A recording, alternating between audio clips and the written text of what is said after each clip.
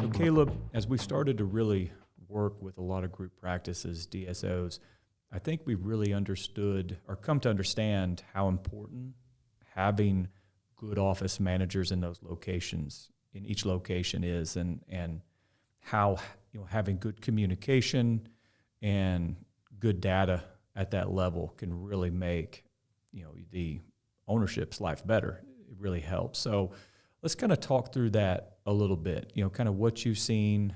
You had an interesting trip where you kind of got to sit in and see some inner workings of some office managers getting together. So talk to me a little bit about that. Yeah, for sure. And, I think as we dive more into this space, I think what's becoming crystal clear to me is your office managers are your lieutenants on the ground, right? Yeah. When your office managers are in sync and in tune with the goals and objectives of the leadership team, the leadership team's life seems to be a heck of a lot better.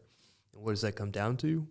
Having the right person in the right seat, and once that right person is in the right seat, making sure they have all of the tools, data sets, obstacles removed from their life to make your life better. Had a recent trip with a client where, we're working on getting the right data into the hands of the office managers and working through what is the right data, how do they report it, who do they report it to, what obstacles need to be removed for them to see all of the data that we want them to see, right? Because it's not always necessarily a situation where you want the OMs to see every single line-by-line item of data in your organization. However, they do need to have a high-level view of how their practice is doing, right? Yeah. If we see our practice isn't profitable, the office manager needs to know that. If we see docs aren't producing what they need to, the office manager needs to be aware of that, and they need to know who do they go to in a situation when that's the case. Yeah, a lot to unpack there, but I'm going to start by backing up and saying, as we're talking in conjunction with group practices that have multiple OMs, but I think it's important to note, even a single practice, having the right person in the right seat with the right data in front of them can make that single doctor owner's life a lot better, probably even more so because there's less layers, right? I mean, it's pretty much in those situations they're reporting directly to the owner doctor. In group practices, there may be layers where people are kind of, the next level up that's helping them, like you say, remove those obstacles. So let's talk first. Let's kind of do a before and after. Like if you're dealing with an office that does not have data, what is that office manager that does not have data? What does that look like? Yeah, so, in this scenario, I kind of did an interesting exercise where, before the presentation started, the goal of the presentation was to lay the framework and foundation for understanding your data, understanding your metrics, and putting in a new system and process that at the end of each month, the OMs are going to be reporting a certain data sample we want them to be looking at that they're going to report up to their regional coach. Yep. That also in turn comes with a bonus plan. Now, we're not going to get into that today, but laying the framework for an OM bonus plan that they are then responsible for, that they drive, they have control over, and putting it in their hands to allow them to, create opportunity for themselves. Yeah. But what the objective was, again, was getting data into their hands for them to see, for them to report, score themselves, and know what areas of focus they need to be tuned into each month moving forward so that they could hit those objectives they wanted to in their bonus plan. And so, at the very beginning, ask them, guys, how's your practices doing?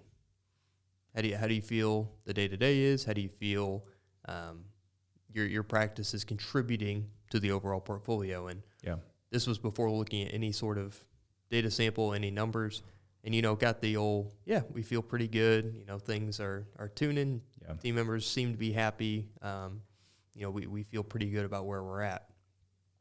And, the whole presentation was built upon building the foundation for the data we need to be looking at, right? And the metrics we went over were pretty elementary, pretty high level, but in my opinion, when you're starting from scratch, you got to start somewhere, right? So Sure. we're going to build a foundation, high-level metrics that we can cultivate a bonus plan out of to, incentivize those OMs, to buy in, right? There has to be some buy-in from their side.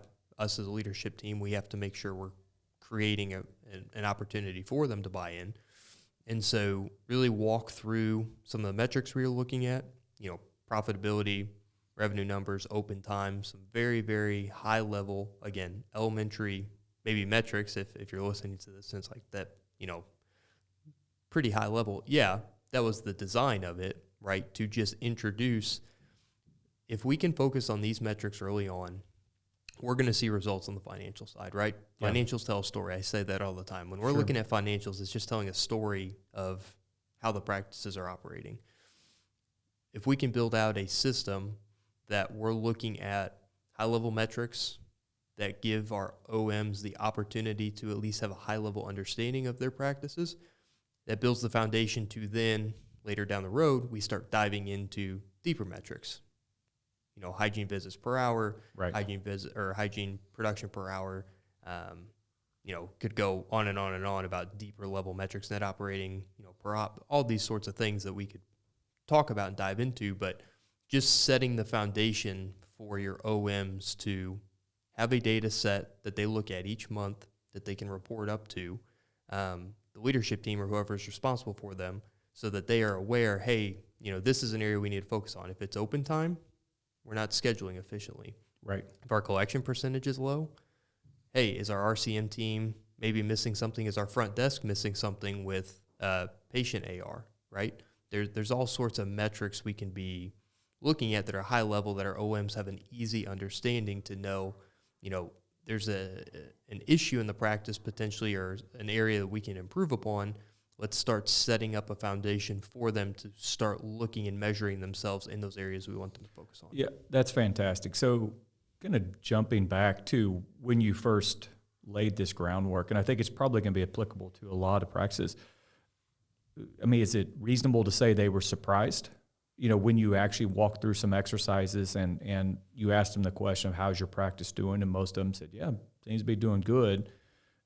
When you actually put the data in front of them, were they surprised what they found? Yeah. So the exercise we walked through was, walk through the metrics, why they're important, why we're looking at them. And then the interactive activity was, okay, here's your data for either year to date or the month. We did, the first activity was, let's just look at the prior month. Yep. Here's the goals that we have for that month, and here's where we actually ended up. If you hit the goal, let's circle it green. If you miss the goal, let's circle it red. Yeah.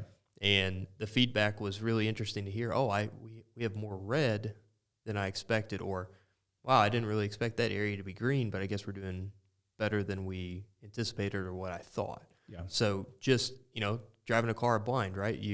We're getting to that time of the year, best time of the year in my opinion, where you wake up and your windshield's a little foggy. Try backing out of the driveway with foggy back window, foggy windshield, and it's tough. It's Right. tough. Yeah, so I think that's a really interesting data point. And I would argue that if you were to do an exercise like this, and I'm talking to the audience here, you probably would get a lot of the same lack of clarity.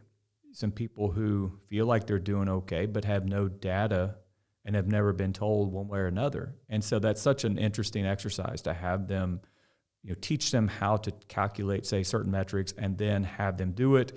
I love the green or red, and red's okay. Red means there's work to be done. If everything was green, okay, that's a great practice, but nobody's ever all green. There's always stuff you can work on and get better, but getting more people involved in the process. So the other part of that I think is interesting you mentioned is that you believe in having them pull together this data and report it to their superior, correct? Yeah, Directly. Absolutely. I think, there's a psychological difference between being told how you're doing and being in control of what you're doing. Owning right? it. Yeah. I mean, it creates that sense of ownership that, is a core value here. It's a core value of the client I was on site with. When the OMs are responsible for grading their practice, there is no confusion about, or argument's sake, let's say, that well, how'd you get that data? Where is this coming from? It's completely up to the OM to fill it out, look at it, and it creates, one, that sense of ownership, but two, that urgency of, this is an area I need to be focusing on, because ultimately the buck stops with me, right? Like I said earlier, your OM is the lieutenant of that practice for you. Yeah. Your OM is a vital resource to you, to your leadership team, to your organization, on making sure practices are running efficiently. If they can't remove an obstacle, they then come to you, but they can't remove an obstacle if they don't know what obstacle needs to be removed. That's right. And that's a great way to look at it again. And I would say we're talking about group practices, and we are big believers in, the synergy, or the whole is some of the whole is greater than a single individual office manager, however you want to say that.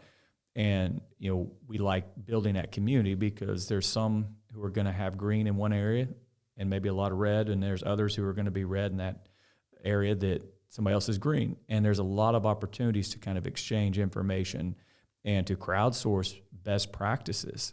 This person's really good at this. What are they doing? How can they help coach up and kind of create that community where that office managers, where they're working together? Because I think once they see that they have their purview, which would be their practice, but that they're also part of a bigger ecosystem, that, when it does well, when each office does well, the entire organization does well, and that creates great opportunities for everybody. So, even outside of that, though, when you go to the individual practice, there's still that need that person needs to feel supported, though.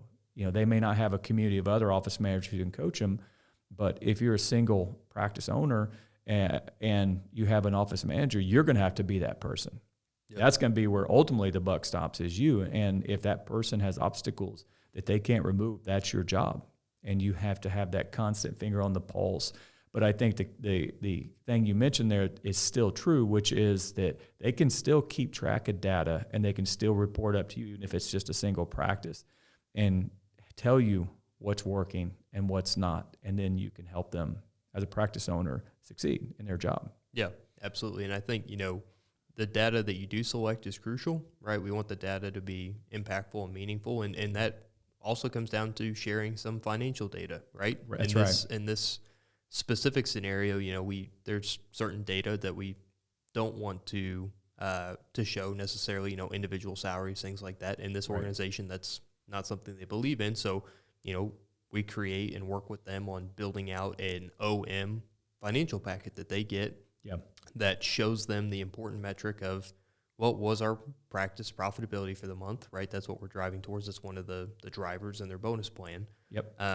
But keeping that data high level enough that we're not necessarily giving away too much data, right? There's definitely ways, to comment towards folks who may say, well, I don't want my OM knowing all the financial data.